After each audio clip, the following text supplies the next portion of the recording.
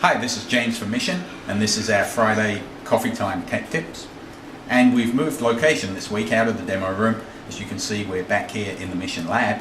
This is where we do the assembly of some of the Mission products. And the reason for that is the tech tips this week is how to solder. So let's get started. The most important thing about soldering is really getting the right equipment and taking care of the equipment. So let's take a look at that first. The first thing you're going to want to do is get an appropriate soldering iron for the job that you're doing. And there are different wattages of soldering iron and soldering irons with different types of tips. The one that we have here is a bench adjustable that we use in the Mission lab, and you can see there's this little wheel on it that allows you to adjust the actual output of the soldering iron and hence the tip temperature. Now these are a little more sophisticated and you don't need these for every operation. Really what you're looking at is getting a soldering iron that's appropriate for the type of work that you're doing. And a soldering iron of around about 70 watts is going to be normal for doing electronic assembly. The next thing is to look at your tip, and there are lots of different tip types and tip sizes that are available for soldering irons. Typically in electronics assembly we use mostly two different tips. This is a chisel type tip and it has a slightly flat chiseled end to it. And then we also use these, which are the pointed tips, when you're doing through-hole circuit board assembly and you have limited amount of space to move around in and the components are very small. You're going to use a sharpened tip like this.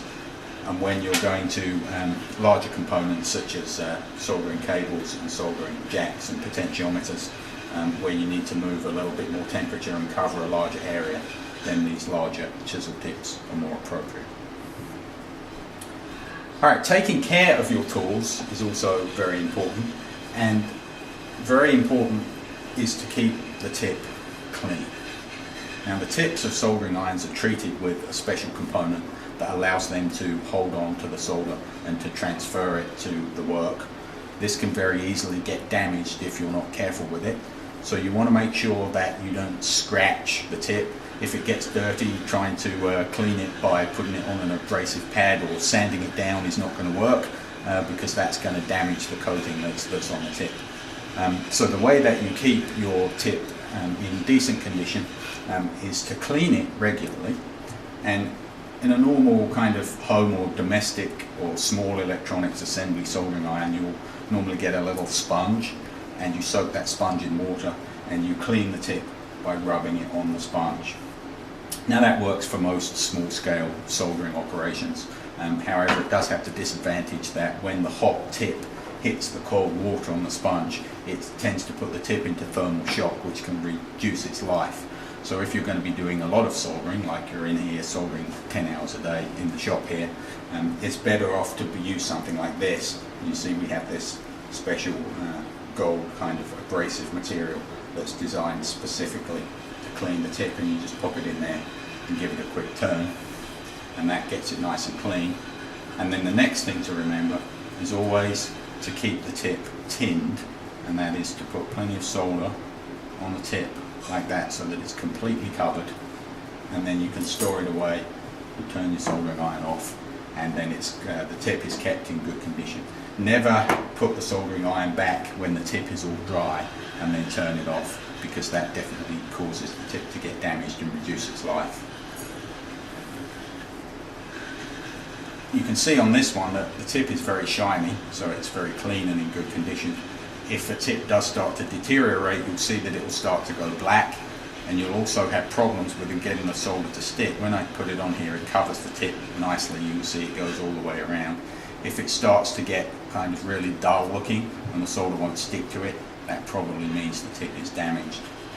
Also, eventually, as that wears off, you'll find that the tip will start to get smaller and eventually it will just evaporate.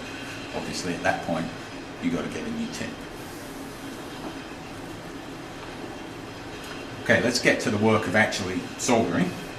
And what we need to do first is to tin or cover in a layer of solder the two different components that we're going to be soldering together. So in this example, we've got a little emission pedal chassis here. I have a potentiometer which has its 3 wires, and these will connect to these 3 terminals on the jack. So we're going to do that now. We're going to take our solder.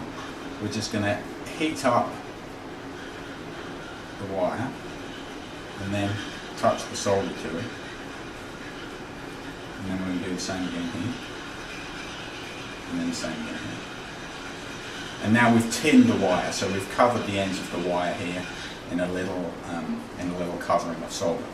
Now the way that I did that was just to hold the tip of the soldering iron against the work, heat the work up, make a bridge, and you need to make this bridge between the tip of the soldering iron, the heated work, and the solder, and then it will flow onto the work.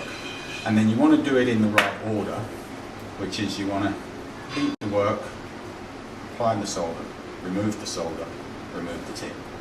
You don't want to remove the solder last of all, because if it cools down, it'll end up getting stuck to the work, which is not what you want. So remember, heat the work, apply the solder, remove the solder, remove the heat. And that should pretty much do it. Really, you just want to make sure that you don't hold the soldering iron onto the work for too long. With wire, if you overheat it, you'll start to melt the insulation down here. And then if you hold it onto a component for too long, you'll start to damage the component. So you have to be careful to hold the soldering iron onto the work just long enough to melt the solder and make the connection, but not so long as you overheat the component and damage it. Okay, the next thing we're going to do is solder the 2 components together. So here there's a little terminal here on our jack. So I'm going to do the same thing. I'm just going to hold the soldering iron down to the terminal on the jack, make the little bridge, and the solder is going to flow, and remove the soldering iron. And now we've tinned the terminal on the little jack there. And now we're going to take our wire and we're going to just heat the work, join the 2 together, give them a couple of seconds to join, remove the soldering iron, hold it as still as you can while it's setting. If you move the work around while the soldering iron's cooling, you can get a dry joint. And you'll notice a dry joint normally because it's not very shiny, it goes very dull, and you may find little bubbles or pits in the work there. And that means you've got a dry joint, and that's not great. If that happens, you just want to desolder it.